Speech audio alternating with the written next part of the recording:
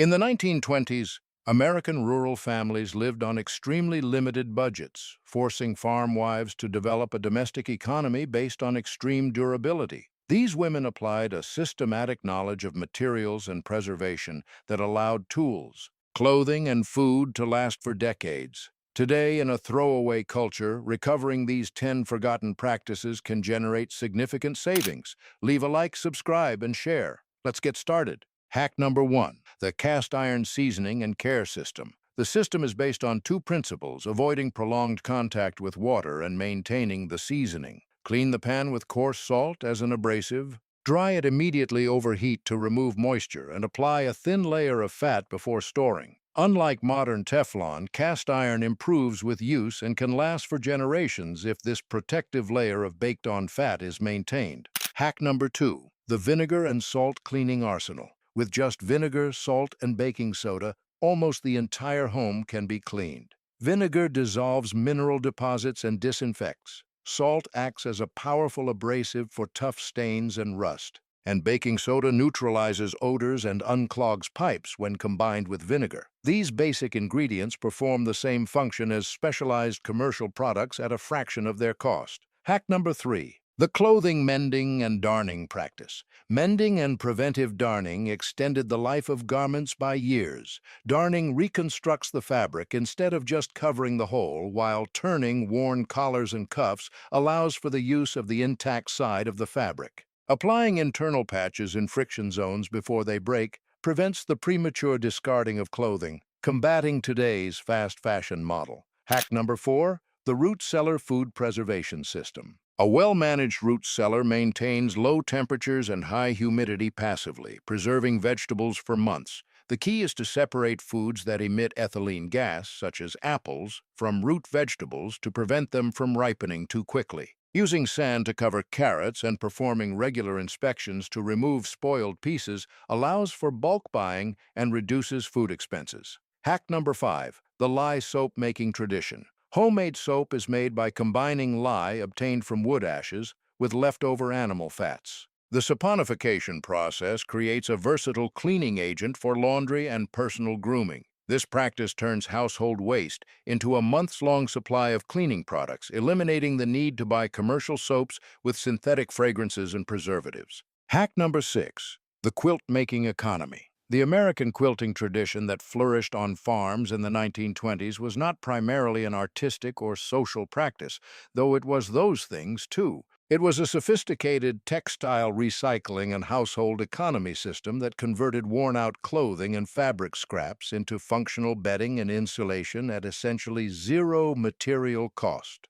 Farm wives saved every scrap of worn fabric that was clean and structurally sound enough to be incorporated into a quilt. Worn dresses, outgrown children's clothing, thin patches cut from worn sheets and curtains, and fabric remnants from sewing projects accumulated in scrap bags until enough material had gathered to begin a new quilt. The resulting quilts were made from fabric that had already served its first useful life and been paid for. The quilt itself cost only the thread, batting if any was purchased, and the time required to produce it. Time typically worked in community quilting bees, where the social and economic benefits were shared. According to textile historians at the Smithsonian's National Museum of American History, American quilts from the early 20th century frequently contain pieces from 5, 10, or even 15 years of family fabric history, with each piece identifiable by family members who remembered the original garment. Beyond their sentimental value, these quilts were the primary bedding insulation technology for farm households in regions without central heating, and their construction from multiple layers of dense fabric made them among the most effective insulating materials available. The quilting tradition converted what is today landfill waste into valuable household goods. Hack number 7, the leather care and boot preservation method. On a working farm in the 1920s, boots and leather goods were expensive, essential, and expected to last for years with proper care. Farm wives managed the care of leather footwear and equipment with a discipline and knowledge of materials that has largely disappeared.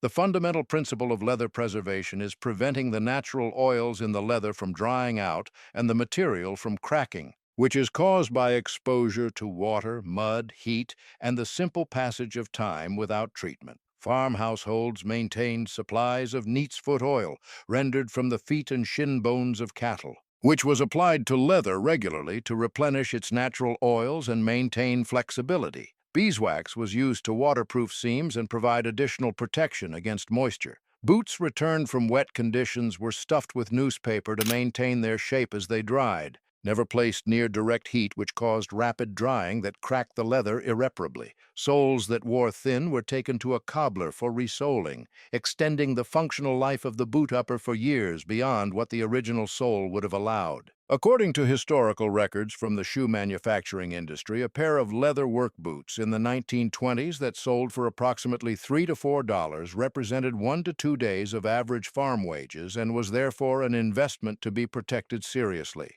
The same care principles applied to leather harnesses, belts, bags, and any other leather goods in the household. Modern leather care products are refined versions of the same basic materials: conditioners that replenish oils, waterproofing compounds based on wax, and the same principle of cleaning, conditioning, and protecting that farm wives practiced without thinking. Leave a like, subscribe, and share. Hack number 8. The preserving and canning calendar. The canning and food preservation calendar that 1920s farm wives followed was not a hobby or a recreational activity. It was a year-round production schedule as serious and as structured as any farming operation, and it represented one of the most important contributions to household financial survival that a farm wife made. The USDA began publishing systematic home canning guidance in the early 20th century through its agricultural extension programs, and farm wives across the country adopted these methods to preserve the summer's abundance for consumption through winter and spring. Tomatoes were canned by the dozen quarts in late summer. Green beans were processed in pressure canners. Corn was cut from the cob and preserved. Fruits were made into jams, jellies, and preserves that provided sweetness and nutrition through months when fresh fruit was unavailable. Cucumbers, beets, and other vegetables were pickled in vinegar brine for long-term storage. Meat was preserved through smoking, salting, and in some households, canning.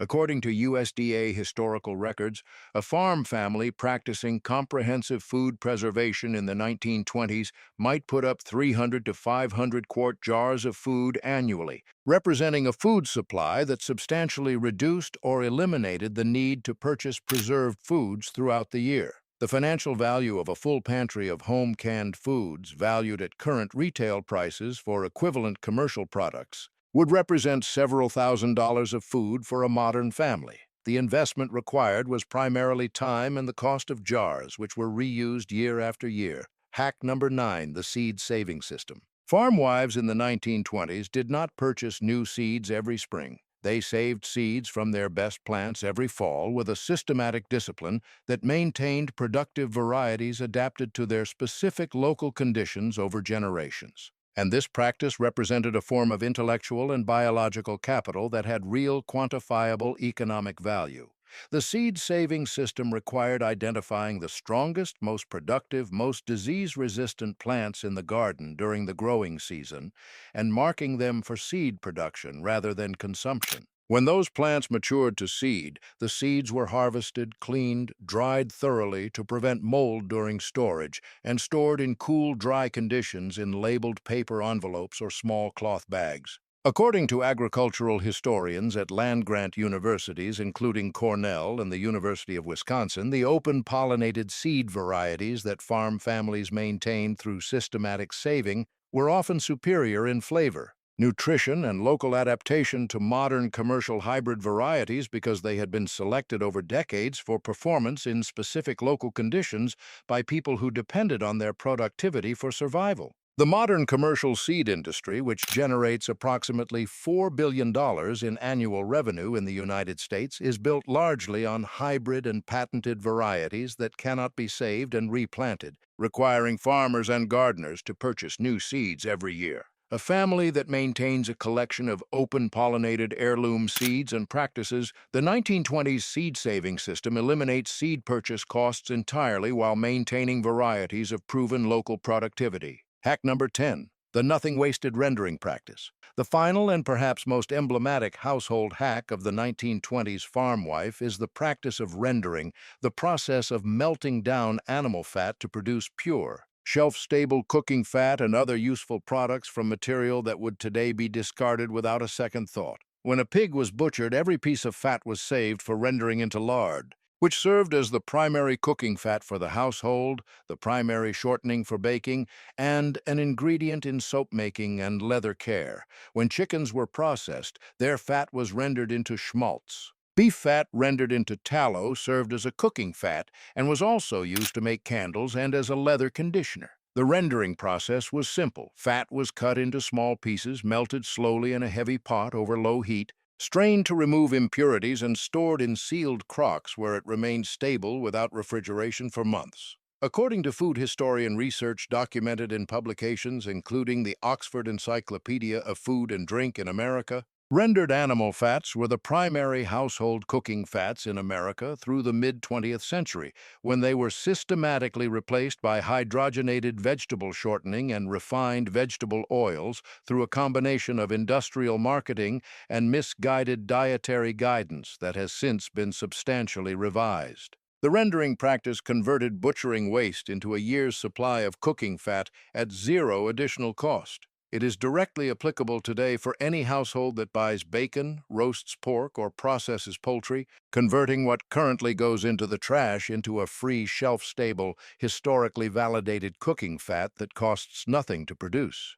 The 10 household hacks that 1920s farm wives practiced were not individual clever tips. They were components of an integrated household management system built on principles that remain completely valid today. Maintain everything to extend its useful life, produce what you can from what you have, waste nothing that can serve another purpose, and treat every household resource as the valuable asset it represents. The economics of this system were compelling in the 1920s, and they are compelling now. The average American household today spends approximately $63,000 per year, according to Bureau of Labor Statistics consumer expenditure data. A meaningful portion of that expenditure goes toward replacing things that could have been maintained, purchasing things that could have been made, and buying food that could have been preserved or grown. The farm wives who developed and practiced these hacks were not backward or primitive. They were operating at the frontier of household efficiency with the knowledge and tools available to them.